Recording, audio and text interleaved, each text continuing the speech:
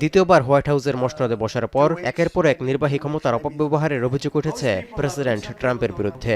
যুদ্ধ, বাণিজ্য, অভিবাসন সহ নানা ইস্যুতে বিতর্কিত সিদ্ধান্ত ও মন্তব্যের জেরে আলোচনা সমালোচনার ঝড় বয়ে যায় মার্কিন মুলুক থেকে শুরু করে বিশ্বজুড়ে।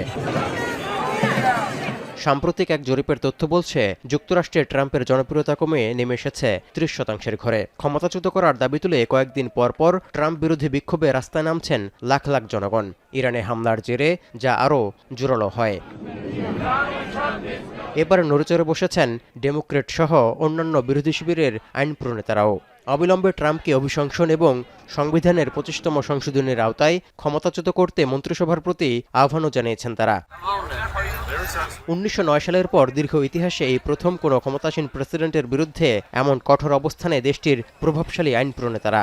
সাম্প্রতিক কর্মকাণ্ড এবং বক্তব্যের কারণে ভারসাম্যহীন ও উন্মাদ ব্যক্তি হিসেবে আখ্যা দিয়ে 25তম সংশোধনের আওতায় ট্রাম্পকে ক্ষমতাচ্যুত করার দাবি উঠেছে। পাকিস্তানের মধ্যস্থতায় ইরানের সঙ্গে যুক্তরাষ্ট্রের অস্থায়ী যুদ্ধবিরতির পরও বিরোধী দলগুলোর কটু কথা শুনতে হচ্ছে ট্রাম্পকে।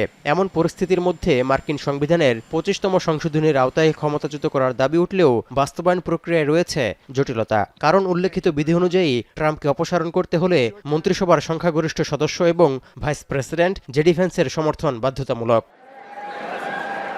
মার্কিন রাজনীতির এই জটিল সমীকরণ এবং টালমাটাল পরিস্থিতির মধ্যেই ঘনিয়ে আসছে মধ্যবর্তী নির্বাচন। ট্রাম্পের অভিশংসনের ভবিষ্যৎ নিয়ে শঙ্কা এখনও কাটেনি। কারণ 2026 সালের 3 নভেম্বর হতে যাওয়া মধ্যবর্তী নির্বাচনে হেরে গেলে শেষ পর্যন্ত রিপাবলিকানরাও ট্রাম্পকে অভিশংসিত করতে তোড়জোড় শুরু করেন কিনা তাই এখন দেখার বিষয়।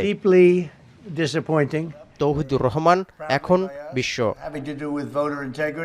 কালার এক্সপার্ট এবং ডার্ক জ্যাপ সমৃদ্ধ অরিক্স অ্যাডভান্স ডিটারজেন্ট পাউডার, আপনার লন্ড্রি এক্সপার্ট।